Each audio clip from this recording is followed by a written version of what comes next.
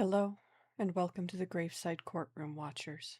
My name is Dawn, and I will be your judge, jury, and graveminder today.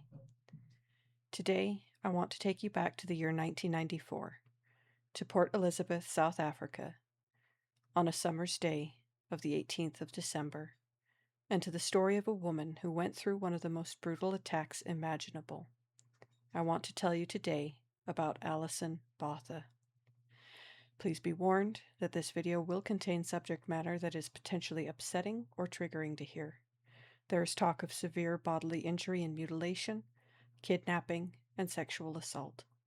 Viewer discretion is advised.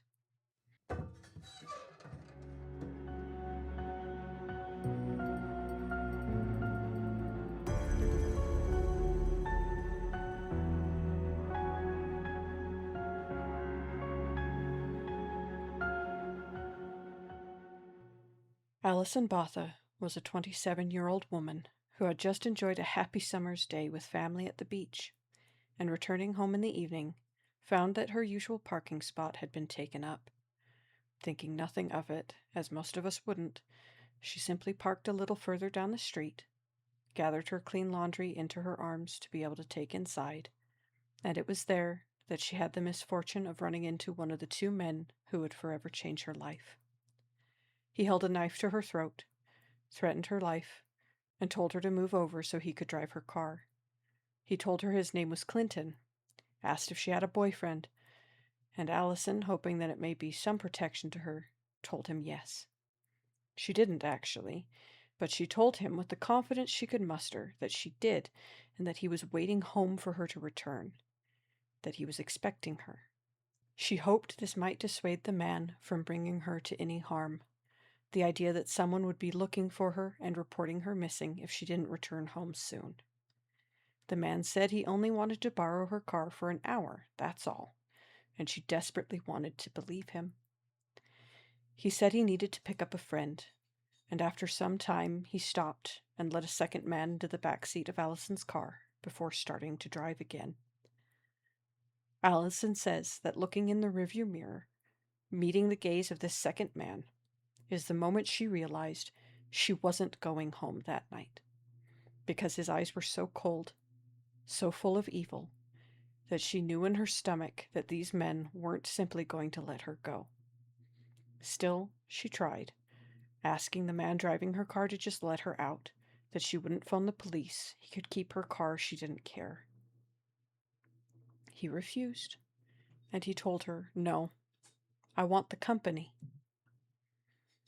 He drove her out of town, far out past the streetlights, into the darkness until they pulled off the main road, out of sight on a sandy dirt road alcove between two hillocks, where even if a car may be traveling out so far, no one would possibly know a car was even there just by passing the turnoff from the main road.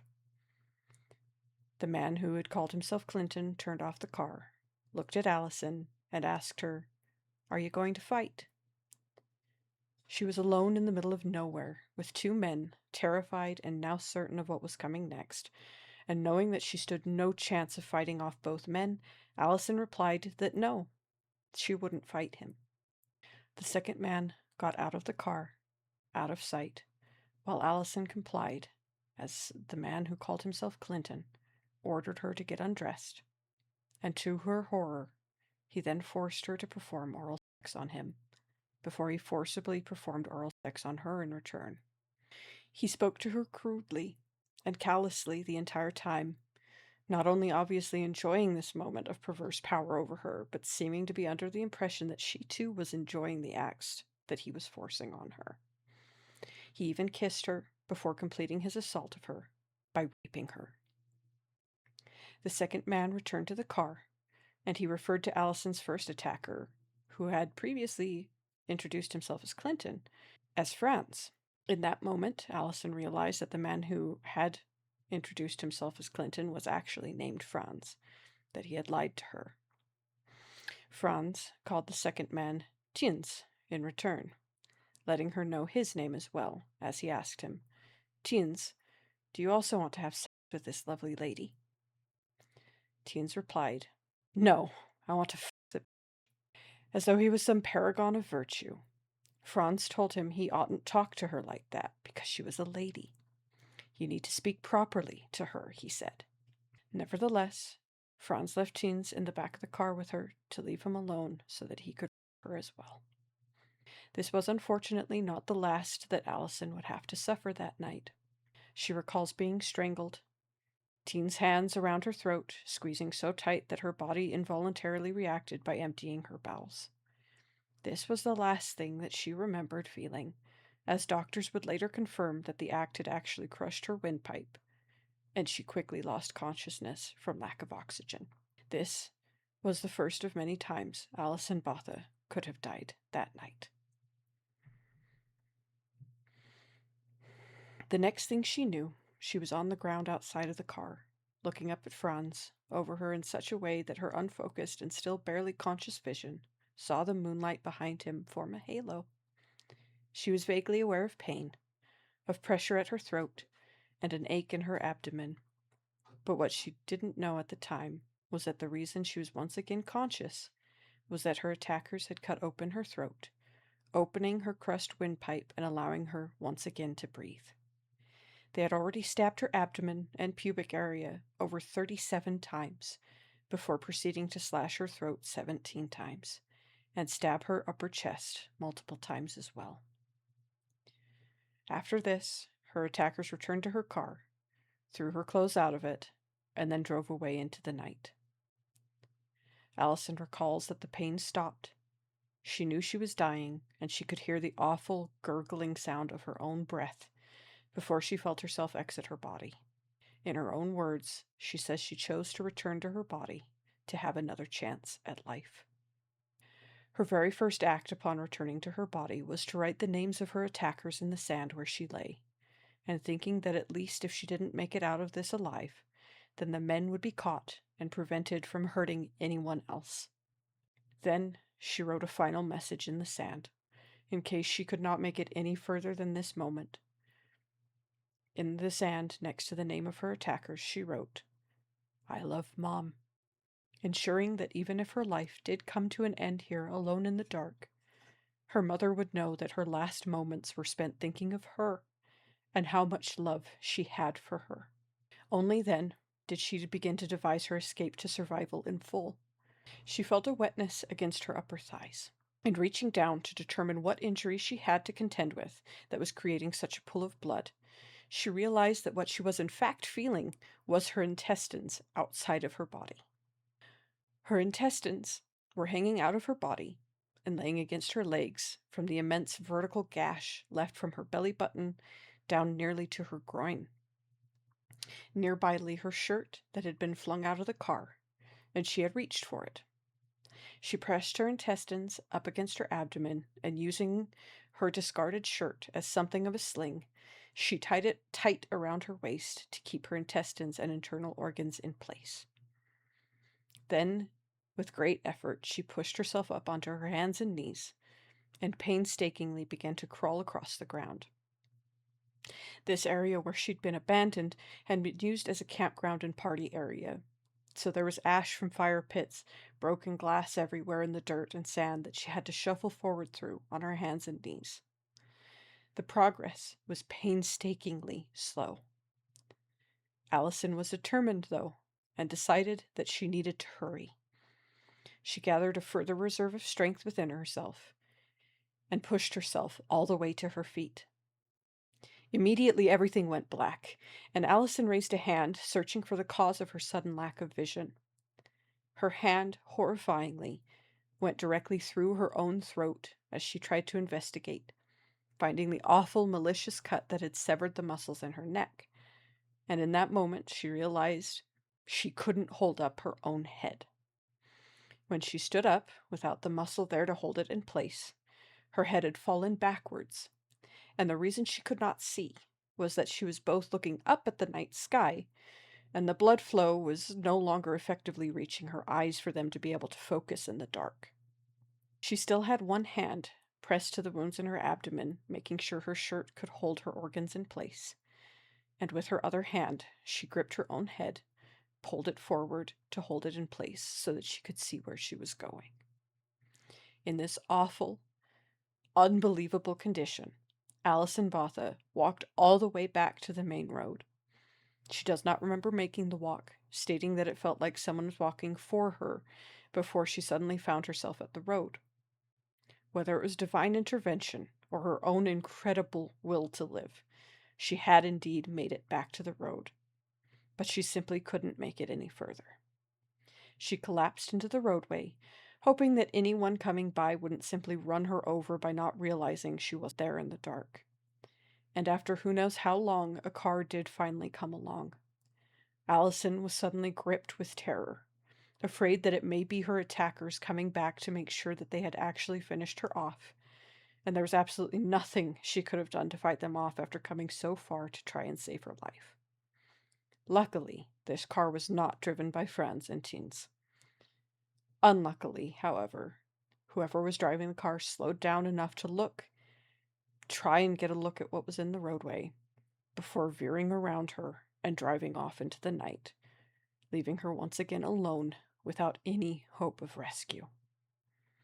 After everything she had been through, Alison feared that there would be no other cars on the road that night in time to save her. If it was divine intervention that had gotten her to the road, however, it was still apparently looking out for her as at long last a second car approached down the road, and this time the car stopped and its occupants immediately got out to offer aid. The first man to get out of the car and approach Alison was a 20-year-old vet tech student who happened to be on holiday with his friends in Port Elizabeth. He took her hand in his, and while he was rendering what first aid he could with what little he had with him, he kept encouraging her to stay awake and stay with him.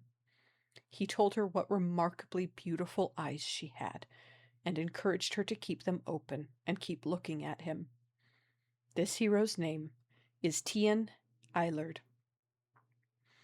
Among the friends in the car Tian arrived in, however, was another man who, surprisingly, had a cell phone.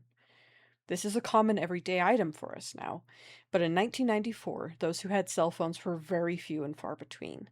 And being out on the edge of a nature reserve, miles away from any landline being able to call for help in this moment, absolutely made the difference for Alison's life. They called emergency services, who sent an ambulance out to their location. And while they waited for the ambulance to arrive, Tian used the knowledge he had from his training as a veterinary technician to keep Alison alive until help could arrive. He rode in the back of the ambulance with Alison, staying with her all the way to the hospital until they finally got her through the doors of the trauma center. Tian never let go of her hand once from the moment he found her until she was safe in the hands of the trauma center staff.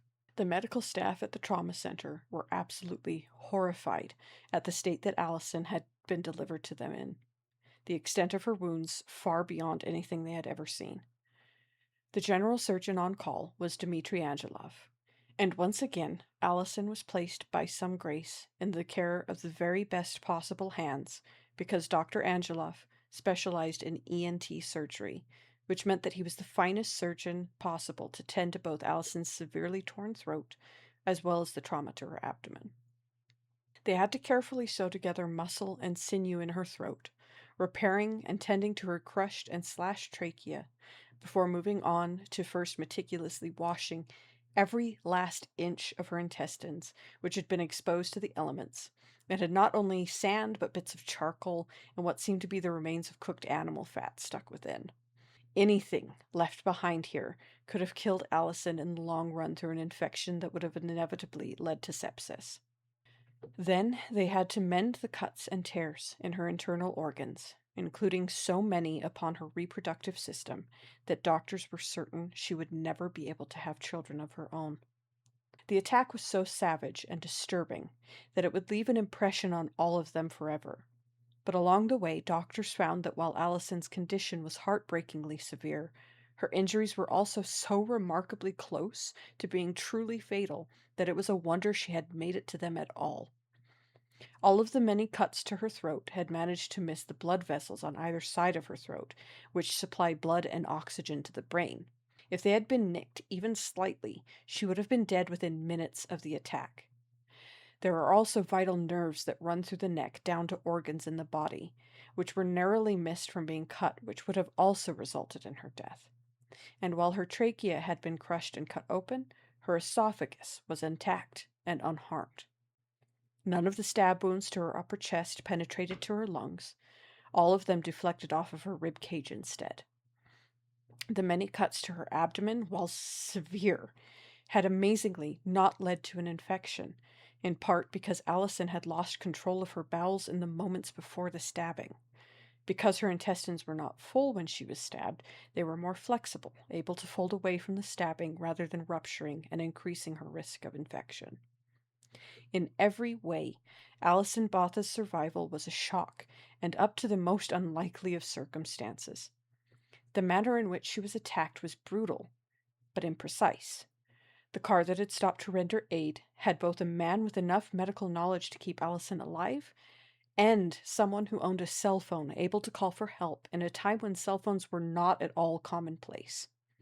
The on-call surgeon at the hospital was specially trained to deal with injuries to the delicate structures of a throat.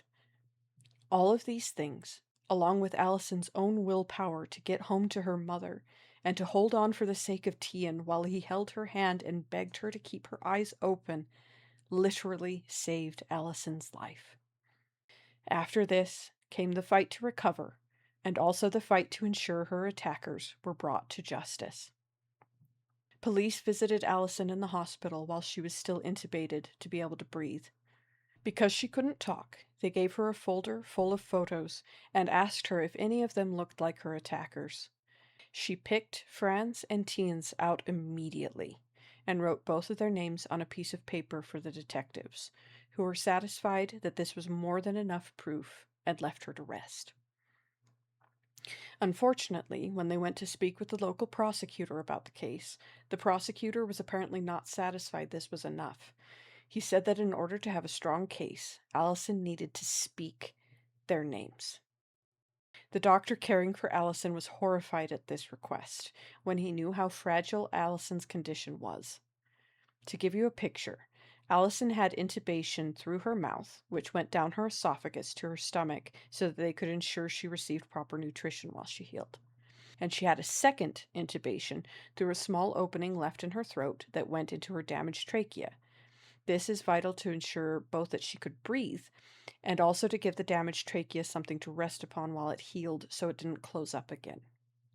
Both of these tubes prevented her from speaking, and removing them could undo all the hard work that the doctors had done in repairing the damage to her throat. The doctors warned her of the potential consequence, but Alison wasn't going to let her attackers have the chance to get away with what they had done. She agreed to let them remove the intubation so she could speak her attackers' names. The doctors removed the intubation, allowing Alison the chance to speak, and her very first words were, "Oh, that's wonderful." This woman's strength absolutely blows my mind. But I digress. She then spoke the names of her attackers, as she had heard them calling each other that night. Franz, Tiens. This was the first of her many brave stands against them since their horrific attack upon her. She would go on to name them again when they were brought in for a police lineup. Up until this point in South African history, in order to identify a rapist in a police lineup, the victim was required by law to physically walk up to their attacker and touch them on the shoulder, and then stay there touching them while a photo was taken by police to prove that they had picked that person out of the lineup. Alison, thankfully, did not have to endure this. The lead detective assigned to Alison's case, Melvin Humple, decided to go against protocol with assistance from the prosecutor's office. Thanks to him, Alison was the first in South African history to be allowed to identify her attackers through one-way glass. This was a small mercy for Alison, but it fills my heart with so much pain to think of the victims prior to this change in policy. For victims of a sexual crime, it can be deeply painful to even speak to the police about what they've been through. The entire process of bringing their attackers to justice is like being forced to relive the attack over and over again, having to explain it to detectives, to medical personnel conducting a rape kit, to a whole courtroom of people, if and when the case goes to trial. The raw wound of being violated in one of the worst possible ways imaginable is abused over and over again through the process of seeking justice, and for many victims that alone is too much to bear. I cannot imagine how much worse that would be, to not only have to explain what happened to you in gross, horrific detail, but to then have to walk into a room with the person who did that to you, to walk up to them, to touch them. The idea of forcing a victim of any crime to identify the perpetrator in this way sickens me. Even after identifying them, Alison had to endure what victims of such brutal crimes sadly have to endure every single day. To build their case, the police asked her repeatedly to come in, to let them take photos of her injuries as they healed, to let them collect samples of her pubic hair, to face the injury all over again as she had to pull her clothes down out of the way to let them see the extent of the injury. Of course, police need to be thorough, to gather all possible evidence to give a case the best possible chance of succeeding at trial. But in all of this, I think the justice system loses sight of how much damage they continue to do to victims by asking them to re-expose literal and metaphorical wounds that haven't even had a chance to heal yet. It keeps the injury raw. It can re-traumatize individuals, and the intense amount of pressure and pain can and does often make victims recant their statements and refuse to go forward with trial. Alison was and is a remarkably strong woman, and she did everything necessary to bring her attackers to justice. But the amount of pain she had to go through over and again just to do so hurts my heart in the deepest way. The trial finally came to be, and Alison had to enumerate the details of that awful night all over again, facing her attackers and ensuring that they were punished for their crimes, and more importantly, that they could never commit such horrible crimes ever again. Alison had not been Franz and Teen's first victim, unfortunately. Franz had attacked 2 women before, with assistance from Teens against the second woman, raping them both and letting them go on the promise that they wouldn't go to the police about the attack. Those women had reported their crimes to the police, though. They had gone to prison for those attacks, but they had been released each time frighteningly early for the increasing severity of their crimes. That was why they decided to attempt killing Alison that night, having decided that every previous time a woman had promised to speak nothing of what awful things they had done to her, she had lied to them and gotten them in trouble. So clearly, this time they had to ensure that their victim would never have the chance to speak out against them. Alison knew better than anyone that the 2 of them would commit such a crime again, and she stood her ground. The judge who oversaw the trial saw how dangerous both men were, and he issued for both of them the very first and last full life sentence of his career. He gave neither of them a chance for parole. At the time, the death sentence wasn't considered constitutional in South Africa, but he said that in hindsight, he would have heavily considered it as an option if he could have, and might have actually sent them to death instead if the choice was available. Alison has created a documentary of her experience titled Alison, which is currently available to watch for free on Tubi, and I highly recommend to hear the story told in Alison's own words, as well as the words of those who helped save her life, helped her find justice, and a new life after her pain and suffering. There was a point in that documentary which I found rather profound. She said that for her, the sentencing was not a celebration, that at no point in her life since that night has she considered herself healed from what was done to her, that no matter what people, even herself, might hope for her healing, there really is never a point at which everything is all right again after going through something like this. Time makes some things easier. It gives distance from the mental and emotional pain, but the slightest thing can still draw your mind right back to that worst moment of your life. She describes the Alison who died that night, a separate person from herself who did sadly perish on that dark summer's night, who never got to return home from doing her laundry, who never got to find out who she would become. Her memory stays with the Alison who survived, but they're not the same woman, and they can't be.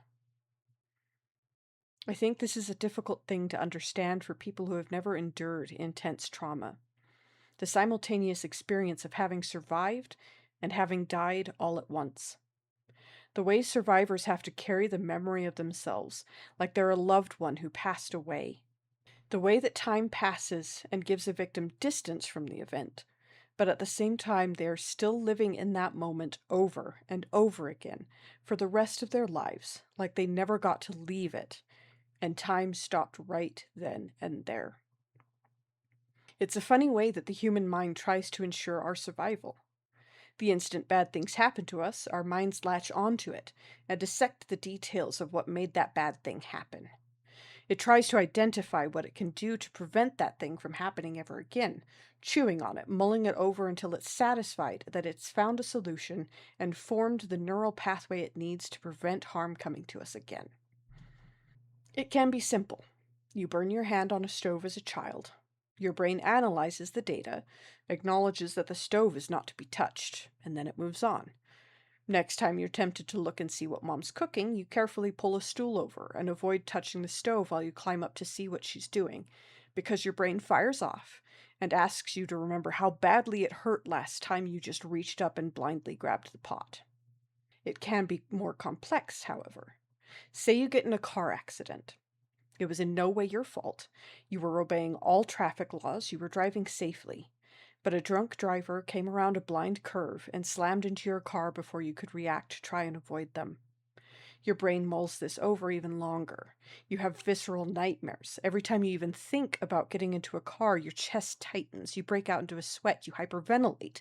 Maybe you even start crying and you just can't control it. When your brain can't figure out a reasonable solution in the form of a risk avoidance plan, so to speak, it resorts to avoiding risk altogether by trying to convince us to just never go where the danger happened. Cars are terrifying to you now because your brain determined that you did everything right and you still almost died. And its primary job is to keep you alive, so it's just not going to let you get in a car ever again. In my experience, people who haven't had traumatic experiences in their lives don't understand that this isn't a mere case of nerves. This is a literal and physical alteration of the neural pathways in your brain. Trauma breaks neural chains and creates whole new ones, all in the effort of trying to keep us safe in the future. PTSD isn't just extreme fear. It is a physical injury to the brain, the same way an amputee can never get back the limb that was removed, though prosthetics are available to assist in giving various levels of utility back to that missing limb. Someone who has gone through this kind of trauma will never fully recover, even with the tools we have available to help. That is why I find it particularly heartbreaking to hear Alison describe how after that night she had to remain strong. Strong to be able to physically recover, to be strong for her parents, to be strong for her entire country as she was placed in the limelight by the media, to be strong for other survivors, and to remain resolute through the trial. Once the trial concluded, she watched as everyone else got the closure they required and seemed to move on, but she wasn't able to go back to the way things had been.